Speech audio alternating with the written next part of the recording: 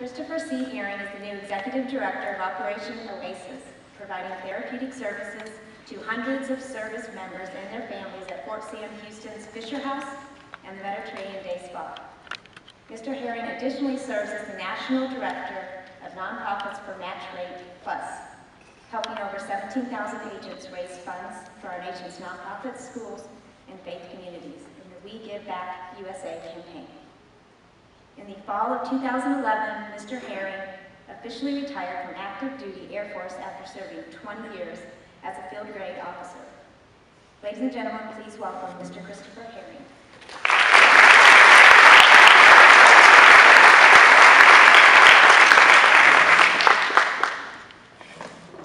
Well, thank you for inviting me, Source. I believe that this is probably one of the best, single, most important opportunities that I will ever have, because I'm talking to the future leaders of America. Give yourselves an applause.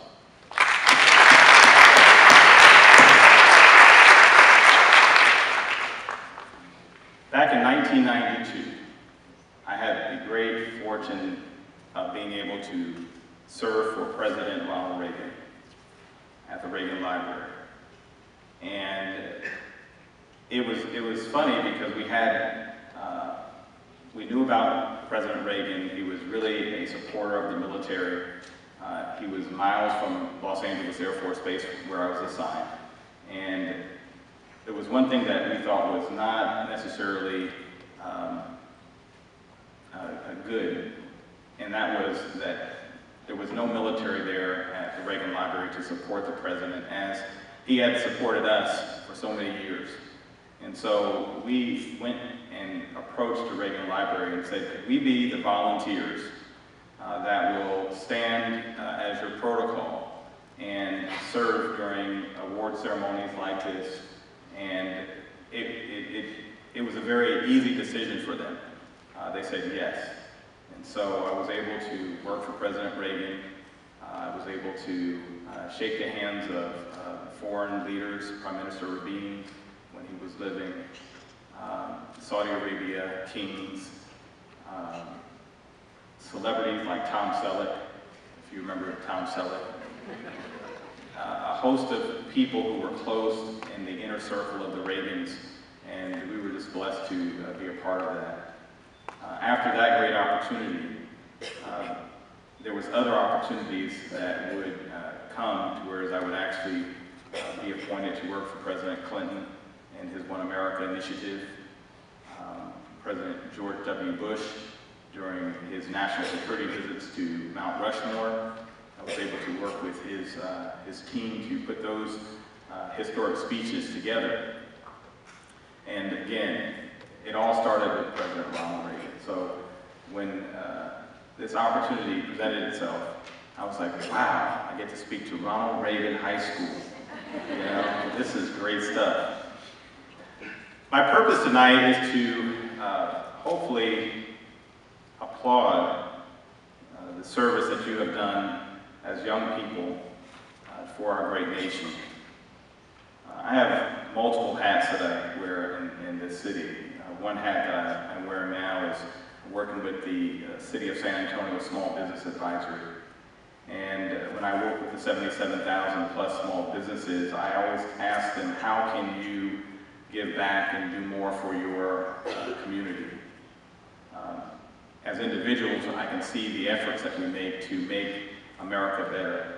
And as small business owners who are oftentimes challenged with taxes, with fees, with all kind of overhead, it becomes important for them too to figure out how do they give back and be responsible.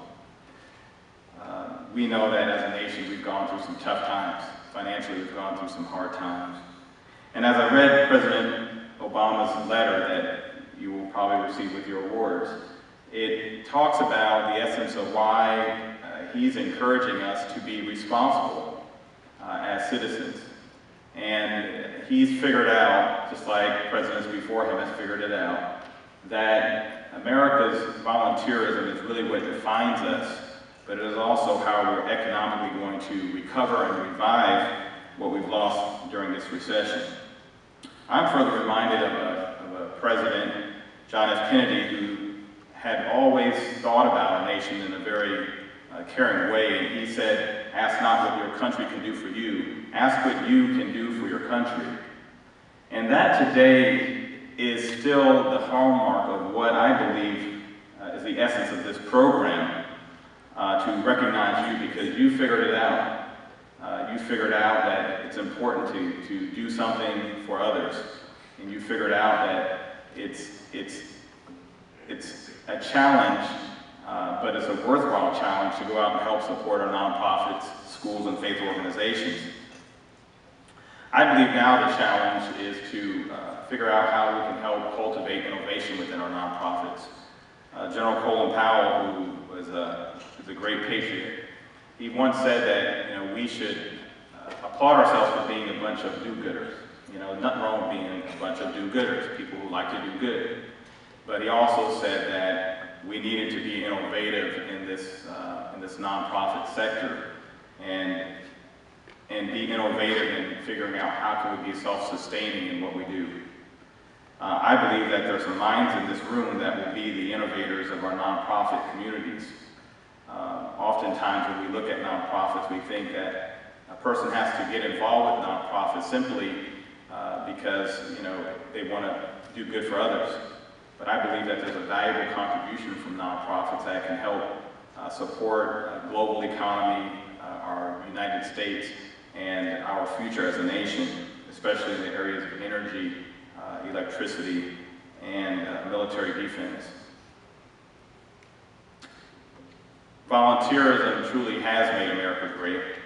I'm going to take you back to 1776. It's a long time ago, right? But the Minutemen stood as volunteers. They were a group of volunteer men who banded together against unfair British rule. And then if you fast forward, well actually the same time period, the Pilgrims. Pilgrims landed on Plymouth Rock, they established the church, and the ability for America to be the single greatest pulpit in the world. I think people like Joel Osteen's and Billy Graham's and Bishop P.D. Jakes's, and even my pastor, Steve Fender, enjoy the freedoms that were won by these earlier volunteers. A civil rights movement in America also showed thousands and thousands of volunteers from all different parts of our nation who met, marched, protested, and even died for America, where each person really envisioned the same rights for life, liberty, and the pursuit of happiness. Women's suffrage movement created the opportunity for volunteers again to rally to help America to be equal under the law. And then the last example that I will cite is the all-volunteer military.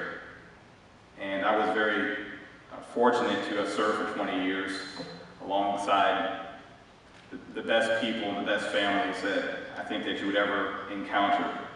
And I use the word all-volunteer force because I think sometimes people will look at the military and they'll say, well, they joined the military, but they volunteered to join the military. And it's that expression of love for one's nation in which military men and women every day volunteer to support our nation and our democracy. They make it easy for us to go to sleep at night and to know that there's no bombs that will be on our head, and that we have a very peaceful lifestyle that we can enjoy. America is free, and I'm very thankful. We help wounded warriors and their families. And I'll paint the picture for you because I think you should understand and appreciate really what happens here in Military City, USA.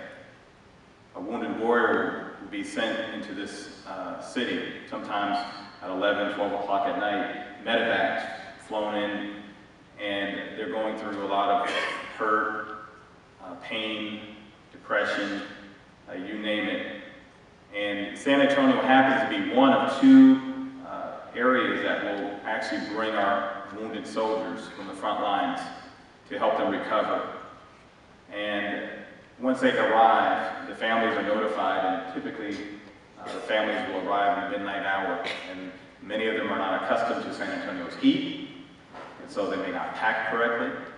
Some of them may not really know what to expect because they've only received the notification that their family member has been injured.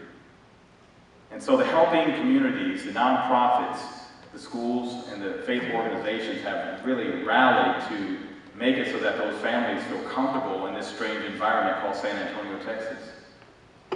And so organizations like Operation Oasis and its founder, Crystal Martinez, put together a nonprofit organization that would help serve the needs of those families and those service members so that they can give them a quality of life. In this case, Operation Oasis provides therapeutic treatments, massage therapy, hair care, you name it. Whatever the family needs, Operation Oasis will provide it. And so it's out of this volunteer spirit that our organization was born in 2007. And today we rely on the volunteers from our community to keep the mission alive and sustained in supporting our wounded warriors. There are countless of examples that I read through that provides the same type of volunteer service, and you really have a lot to be proud of. We saw that there were individuals who volunteered to be a part of the Habitat for Humanity's efforts. Some helped with the food bank of San Antonio to raise food and to box food for our people who need to eat and just don't have a meal. And so your efforts there is very generous. And I believe it has the same spirit that those other examples that I provided you with had when they were figuring out where they were going to be in life. It is truly the faith, hope, and charity that we demonstrate that makes nights like tonight possible. When our Declaration of Independence was created, 55 signatures established the foundation of our nation. And the writers indicated, as a nation, we were subordinate to one supreme God who created the universe. In our Pledge of Allegiance tonight, we recited with great conviction that we are one nation, under God, indivisible. And as I read the Word of God today, I was reminded that faith is the belief that we have in our Creator, the same Creator the Founding Fathers saw in 1776 that I hope that you'll see tonight. And I'm also reminded of the hope or the trust that we place in God to help us achieve and accomplish noble things. And as Americans, I believe that that's a critical foundation of our lives. And then this group that I'm looking at has expressed charity. And as it said, out of faith, hope, and charity, the greatest of these is charity. What your charity is, or your volunteer spirit is really love. It's the love that will take America from the hard economic times to good times again. It is the love that fuels the economy on earth and everything that we do. And I'm happy to report that the volunteers recognized tonight have done incredible acts of volunteerism, incredible acts of charity, incredible acts of love. And I want you to know that you truly have given back in a very noteworthy way. You have sacrificed time working to ensure that the children at Harmony Hills Elementary School had presents for Christmas. Thank you. You have gotten on the road and gone to devastated areas by a tornado in places like Alabama, where people were in need of food, water, and shelter. Again, I thank you for giving back. Some of you have volunteered to go on mission trips. Some have served in respective places of faith, leading Sunday schools and summer Bible camps in San Antonio. Some of you have helped to advance our education systems, like at the Institute of Texas Cultures, Texas A&M University, San Antonio. And there's so many things in which you'll find tonight that you've done. I want you to share your accomplishments with the people who are here tonight before you leave. And make sure that you continue to invest in our America. Because believe me, America is the beacon of hope. America is the land of opportunity that people see from foreign nations, and they see us and they know that we have a privilege. And again, I know our president would applaud you personally, because each of you have given at least 2 hours a week, 100 hours, to to move our nonprofit schools and faith organizations forward. And so I thank you. I thank the leadership of this school for inviting me. And I want to encourage you to stay involved. You know, as a retired officer in the Air Force, I'll give you the order. You know, take the hill, charge, go for it. You know, give back as much as you can. Never let a moment like this be a one-time thing. Make it a lifetime commitment to give back as much as you can to whoever you can. Because again, it's an expression of love that you're showing your community, and believe me, we need all the love that we can get. So thank you very much, and may God bless each of you.